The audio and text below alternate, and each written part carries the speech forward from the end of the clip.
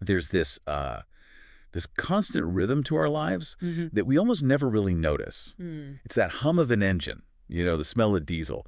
It's the people who are literally keeping the world moving. The lifeblood, really. Exactly. Truckers, bus operators, Yeah.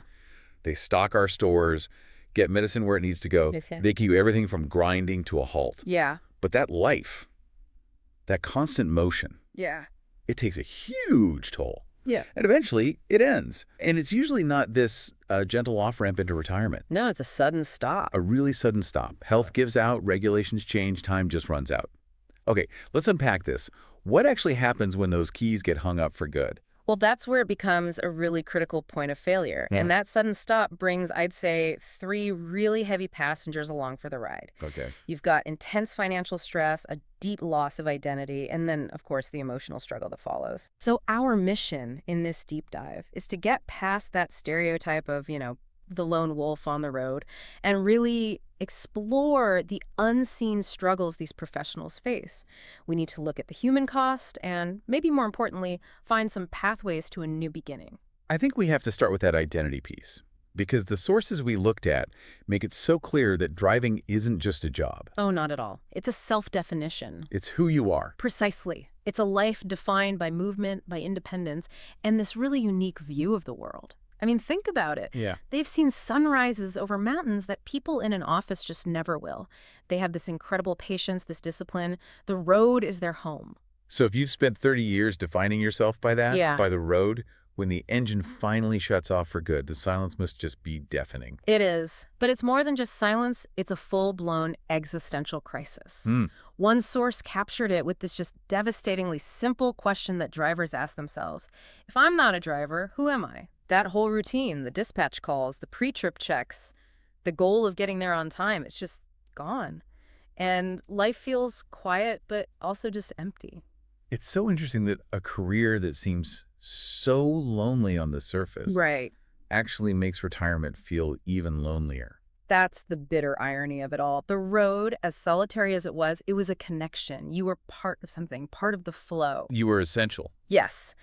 And retirement forces them into this true isolation. Our research shows this leads to really high rates of anxiety, depression. They feel forgotten. Like going from essential to invisible. Overnight.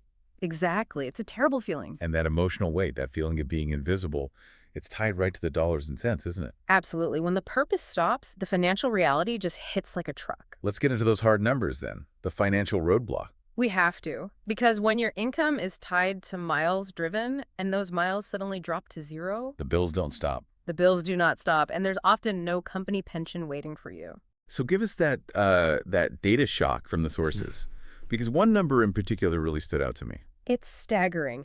63% of truck drivers report that they have not saved enough to retire. 63%. 63. And now compare that to this. Only 22% say they do have enough for a comfortable retirement. That is a massive gap. It covers more than 2/3 of the entire workforce. A huge deficit. So why? I mean, why is this profession, which is so critical, failing so badly when it comes to a safety net? It's multifaceted. First, you have structural problems. A lot of drivers, especially owner-operators or those with smaller companies, they just don't have good employer-sponsored retirement plans. So they're on their own? Completely on their own, trying to figure out complex savings plans without any real financial training. Okay, so that's one piece. What's the other? The other is the financial pressure of the job itself.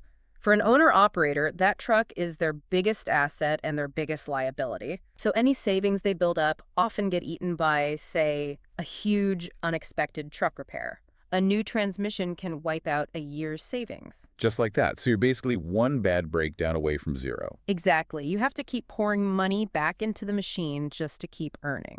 which makes retiring feel impossible. It does. And that's before we even talk about the daily drain. You mean food, parking fees? Food, showers, finding safe overnight parking, which isn't always free.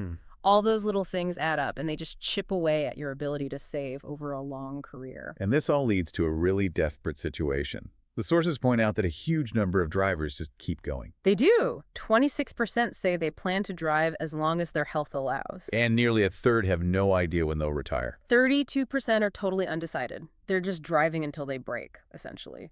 which has safety implications for all of us. So retirement isn't a choice for them. It's an economic inevitability that the industry just isn't prepared to handle. That's the takeaway. It's a systemic failure, not a personal one.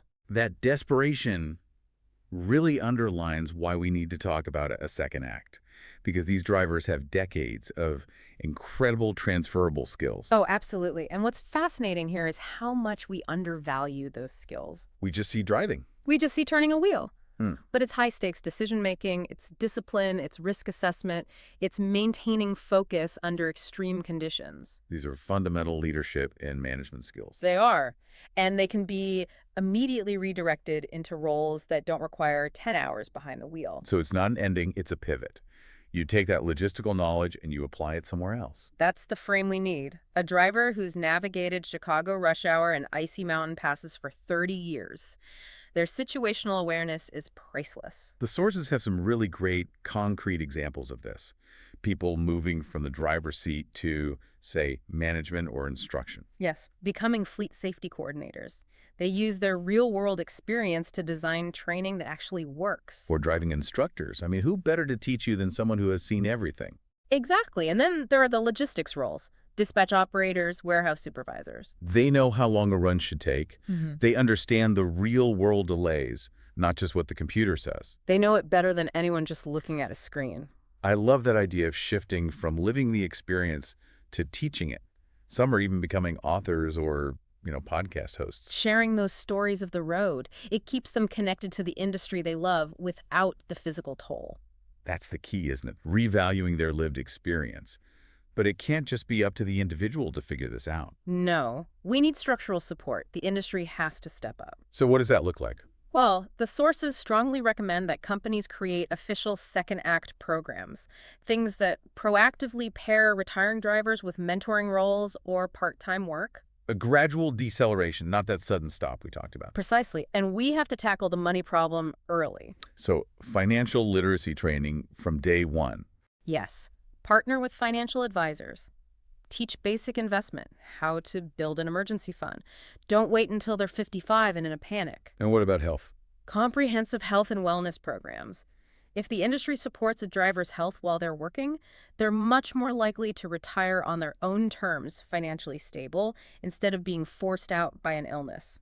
This whole deep dive really just shines a light on the human cost of every mile driven, doesn't it? It does. It's about acknowledging the sacrifices, the time away from family, the physical wear and tear, the stress that they took on so that the whole machine could keep running. And when that chapter of their life ends, they deserve so much more than silence and a tiny Social Security check. So much more. They deserve respect, real opportunity, and frankly, a deep understanding from the industry and from us, from everyone who relies on those fully stocked grocery shelves every morning. And if we connect this to the bigger picture, you see that the journey doesn't have to be a dead end.